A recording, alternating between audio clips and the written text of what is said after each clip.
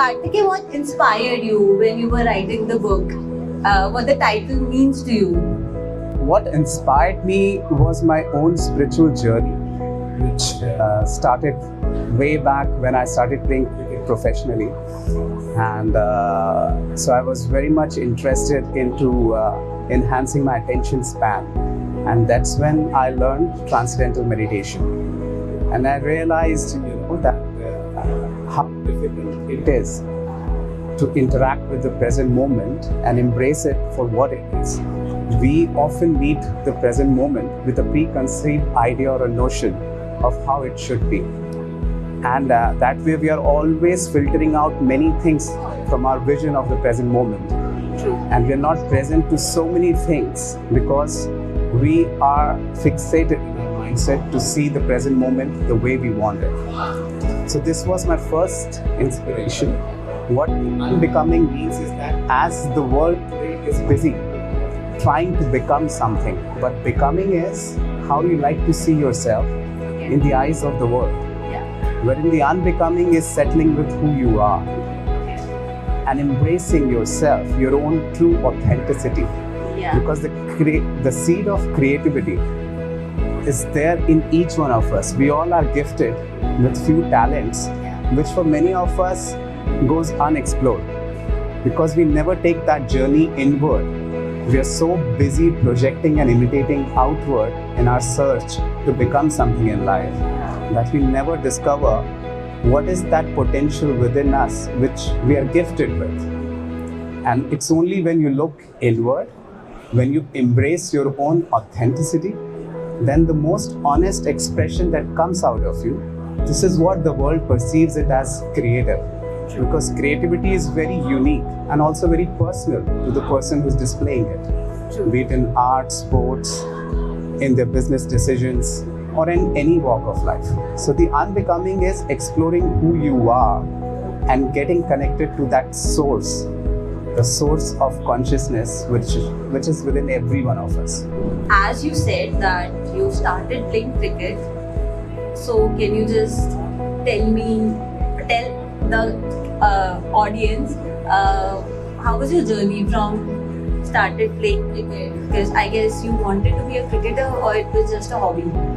No, I always wanted to be a cricketer, but unfortunately could not carry the journey forward because I was always in double mind of pursuing my academics and also the sports. And those were the eras back in 90s and early 2000 where, either you have to choose, you go for sports or you choose the studies. So I played my first national in cricket when I was only 11.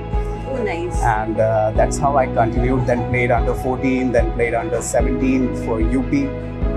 And then after decided to pursue, because a sportsman, this age into sports is very limited. You can play till 30. So I had given myself the age of 16. If I'm able to make it big, I would continue in sports. Unfortunately, that didn't happen to me.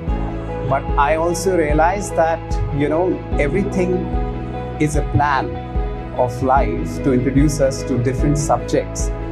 And we understand what happened only when we connect the dots backwards.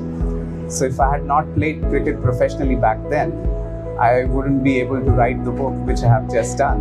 Great. So perhaps that was my purpose, to get introduced to sports and to cricket, so that one day when I'm exploring my own spirituality, cricket would become a medium to explain that state of flow, how to enter into that state of flow where your inner spontaneity blossoms and your awareness takes charge of the entire situation that you are in. Many reader relates with the emotional side of the book when they read it. So what do you think, what kind of people, not exactly, but what age group do you think will relate to the book perfectly? Or is it for everyone? I would say it's for everybody. It's for anyone who is not 100% content with what it is in their life and wants to explore a side or wants to get rid of the notions or the patterns which are no longer serving them, but they're still carrying the baggage of it. So it's for anybody who wants to explore that seed of wisdom which is within them. Because to embrace the present moment and to be able to take any shape or form that this present moment desires of you, a lot of letting go is required to discover who you truly are as an individual. So it's for anybody who's trying to become a better version of themselves. So what are the most challenging things when you were writing the book? Is there a particular phase in your life you were going through, happy, sad, emotional, anything? So is there something like that? So yeah, one particular experience I love to share, and it started at the very beginning of the journey when I was writing the book. And the book itself taught me what is the difference between trying and being. Trying, no matter how smart you are, has an element of pretense. And being is authentic. So trying is opposite of being. And when I started writing, I used to take out a particular time in a day to write a book, a particular time slot. And it used to feel so much of an effort. I mean, beyond the paragraph, I could not move. And I realized why it is feeling so much of an effort. And then finally, maybe when I was under a shower, the book would start flowing. And so I used to write down on my mobile phone and then come out and then type it back on my laptop, because I also realized if you don't write it there and then you lose the magic of it. Yeah. And similar experience happened when I was driving. And suddenly the book would start flowing. So I would stop my car, park it at the side of the road and start writing on my mobile. And this made me question, what is this state of flow which is happening like a glimpse? I'm not able to access it through my will. And what would it take me to be in that state on my will, wherever I want? And that's where I explored. You have to be. And to be, you have to be in the present moment. And what stops us in being the present moment is the uncertain nature of this present moment. There's always this fear of unknown, which doesn't exist, but it's an illusion in our head. Like even right now, many of us would be looking for a moment better than this. Why are we not engaging with this moment? It's because psychologically we are trained to look for a moment which is better than this moment. And hence we are missing to engage with this. So the future that everybody aspires to bring in their life is made of collection of these present moments.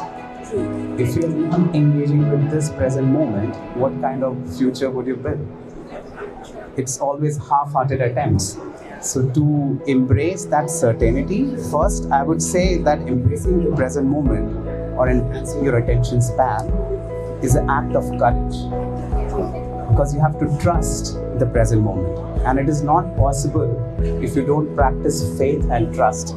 If you trust the present moment and don't get afraid by the uncertain nature of it, that's where the growth would begin.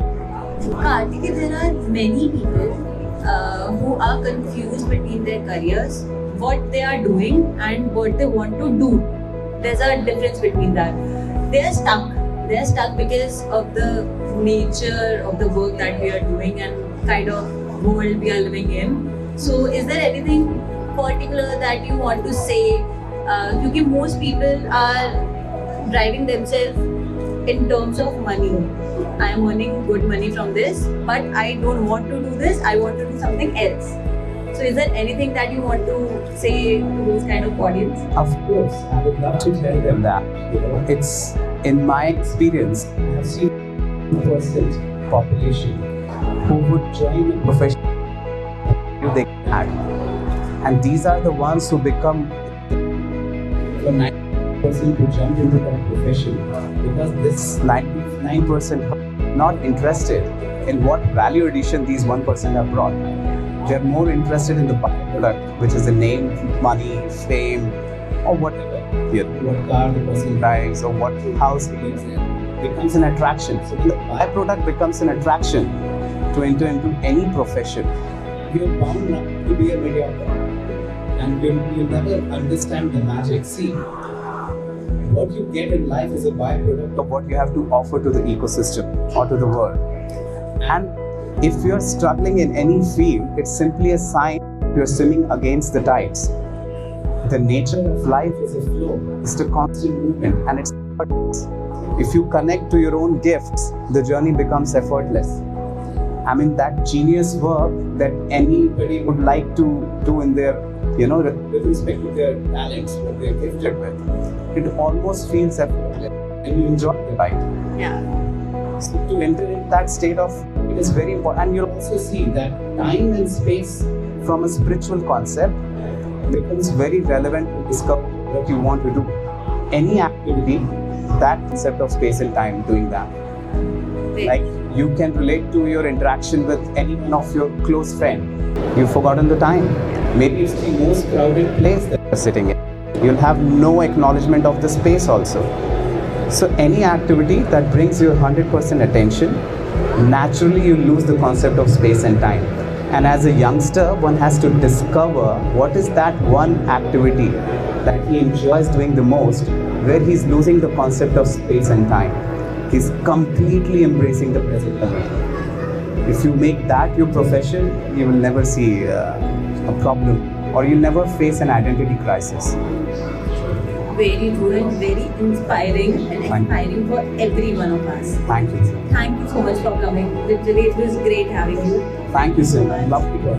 And my best wishes to you as well. Yeah. Thank you.